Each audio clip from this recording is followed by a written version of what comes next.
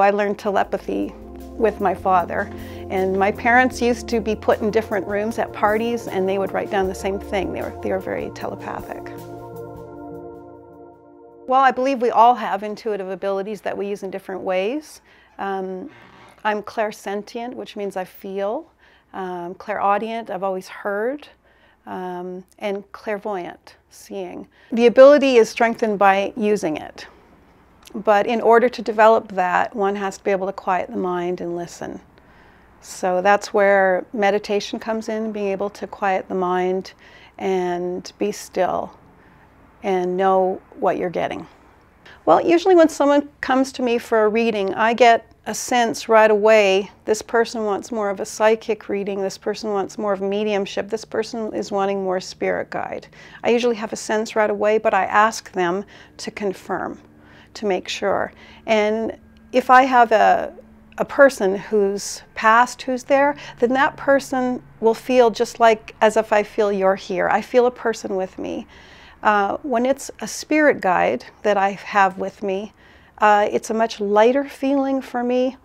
And I also don't have evidence. When I have someone who's crossed from the other side, I'm an evidential medium, so I ask for evidence.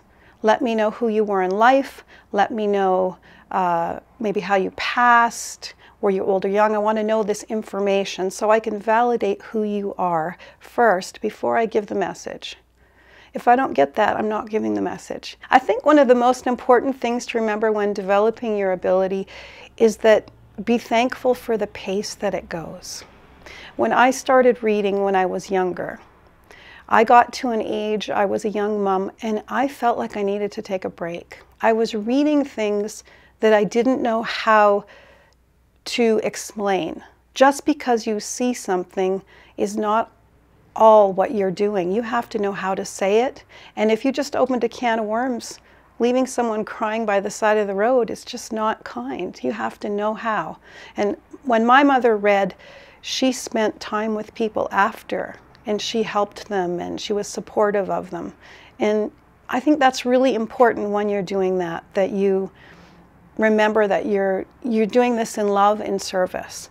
And so it has to come and develop the way it's supposed to. So I kept developing, but I took a break from reading for a long time and developed and learned myself so that I could have a strong sense when I came back to it. It's about staying centered and grounding and living in this world and learning in this world. And then, you know, I take a trip and journey somewhere else to the other world, bring messages through, and then the first thing I do after is something that's very grounding in this world.